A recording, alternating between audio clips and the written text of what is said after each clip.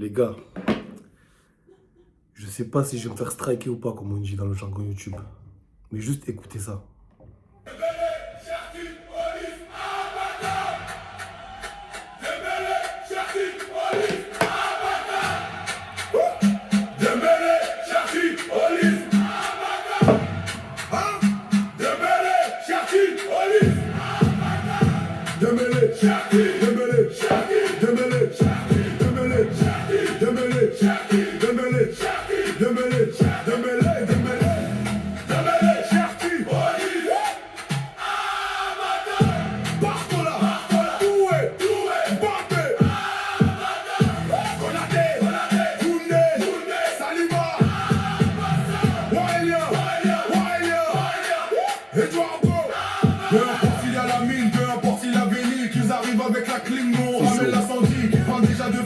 C'est chaud.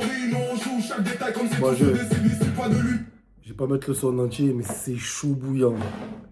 L'équipe de France, on a une équipe de malade mental. L'équipe de France, on peut tout casser. L'équipe de France, c'est la folie. Franchement, sur le papier, tu prends les joueurs un par un. Tu regardes les autres équipes nationales, internationales, même l'Espagne qui est championne d'Europe.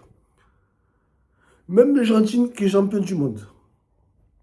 Même les gros potentiels, là, comme les Allemands, les Pays-Bas, la Belgique, qui tu veux, c'est du lourd. Mais sur le papier, rien à dire. C'est sur le terrain, ça coince. Sur le terrain, c'est pas fluide. C'est comme si, je sais pas, tu as la dernière caisse et soit il n'y a pas d'huile, soit tu t'es trompé d'huile, soit tu t'es trompé d'essence, soit il n'y a pas d'essence, je sais pas. C'est pas fluide comme ça le devrait. Et ça me fait mal au cœur de dire ça. Parce que moi, dans ma génération,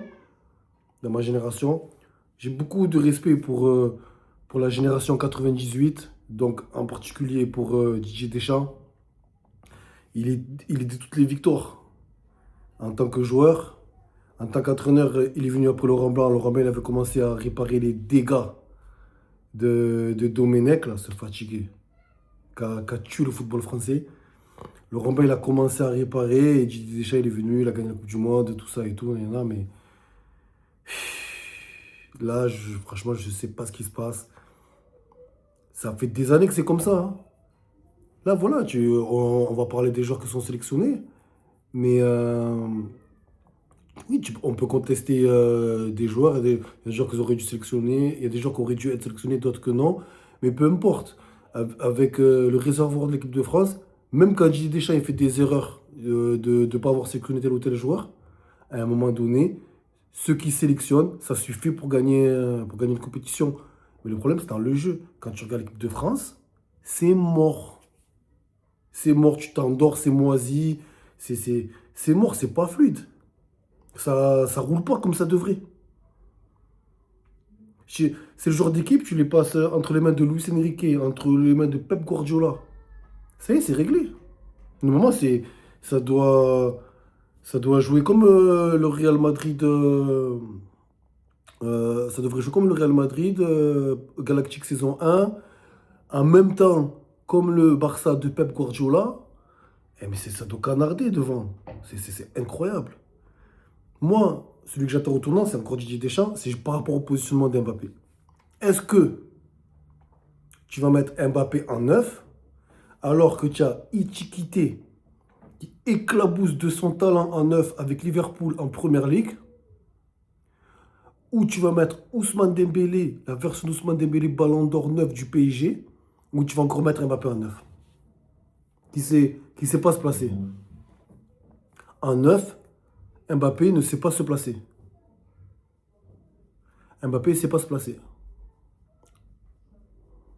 Honnêtement, je ne sais pas si tu vas faire un 4K2, un 4-3-3. Exemple, tu pars en 4-3. Exemple, c'est un exemple que je donne. Et je donne l'exemple de 4-3. Potentiellement que Deschamps il peut faire. S'il fait ça, c'est une catastrophe. Imagine, il met Mbappé en neuf, mais que quand même, il a la lucidité de mettre Olysée à droite. Et qu'à gauche, bon là, il n'y a pas Barcola, il est blessé. Et qu'à gauche, il met Doué. C'est l'exemple que je donne. Tu mets un 4-3 comme ça. Et que ton milieu de terrain, exemple, tu mets Cherki par exemple. Et tu mets Tchouaméni comme Mavinga. Et met ça, je mets tirer une balle. Façon de parler, j'ai jamais dû me tirer une balle pour l'équipe de France. Déjà, pour moi, Kamavinga, tu as vu son fessier, il doit être sur le banc de touche. Il doit être sur le banc de touche.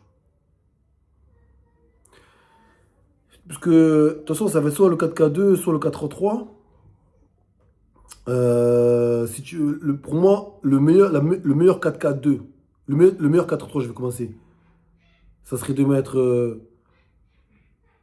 pour moi, c'est où tu mets Ichikité en 9, ou tu mets Dembélé en 9. On va dire, tu peux commencer avec Dembélé en 9 et tu fais rentrer Ichikité en 9 plus tard. Mais c'est un choix que tu dois faire. Tu mets Olysée à droite, tu mets Mbappé à gauche. Tu mets, pour moi, hein, tu mets Cherki en 10 et tu mets Tchouaméni aux côtés de. Tu mets Tchouaméni aux côtés de. Non, il faut rester sérieux. Tu mets Tchouaméni Rabiot. Tu vois, à un moment donné, il faut rester sérieux. Tu vois ce que je veux te dire? Il faut faire une équipe équilibrée quand même. Il faut rester sérieux. Moi, je pense que Tchouaméni Rabiot, ça tient la baraque. Double pivot, Tchouaméni Rabiot. Derrière, tu mets Upamecano, Saliba. Donc, à droite, Koundé. Je ne sais même pas sélectionner dans ma dernière vidéo de l'équipe de France, j'avais donné les joueurs. Et à gauche, tu mets Frère Hernandez et Tchamak Menia au but. Ça, pour moi, c'est l'une des meilleures versions de 4-3. Sinon, tu fais 4-4-2. Dans le 4-4-2, tu mets Ichikité Ousmane Dembélé.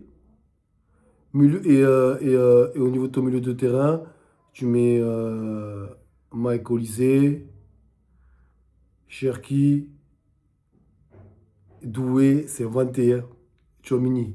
Mais là, dans la vérité, tu peux pas la faire à 100% offensif comme ça. Tu es obligé d'en sacrifier un sur le banc.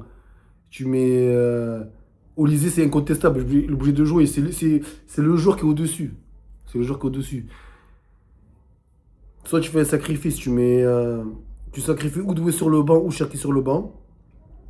Et tu mets un défensif. Et tu remets Rabiot et Tchouaméni. Et après, en deuxième mi-temps, de toute façon, ça va être le feu. Tu fais sortir un tel, tu fais rentrer un tel, c'est le feu. Tu fais sortir un tel, c'est le feu. Voilà.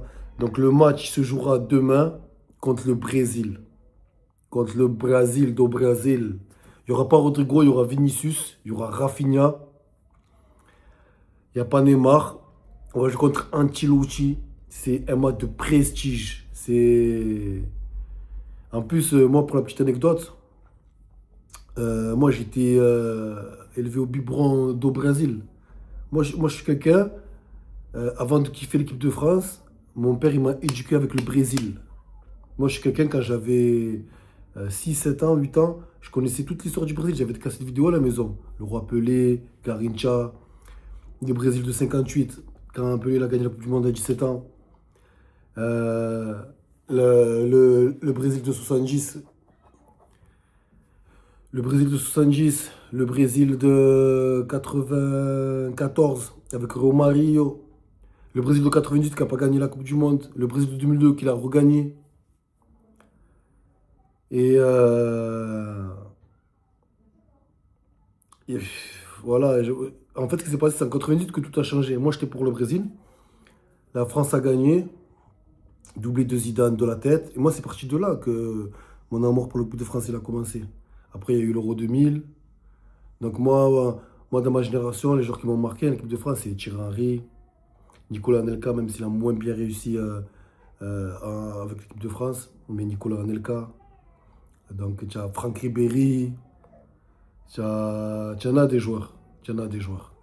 Donc les gars, on va s'arrêter là pour la vidéo. Et on se voit demain.